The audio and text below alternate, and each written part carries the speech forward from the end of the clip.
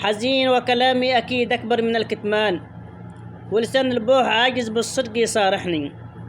أعاني من جروح الوقت والزلات والحرمان، وأخفي الضيق في صدري ودمع العين يفضحني.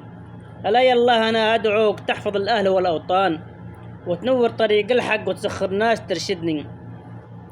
ألا قد ضاقت الأحوال والكربة في ملحان، دعوتك يا إله الكون من الفزعة تخارجني، وتخارج الأطفال والشيبان والصبيان.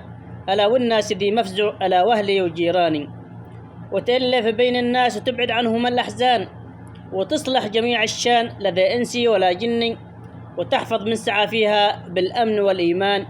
ومن لهاجس شاجع أنا بطلب يبارزني، لأن الشعر والشعار ترجح كفة الميزان، لأن الشعر والشعار ترجح كفة الميزان.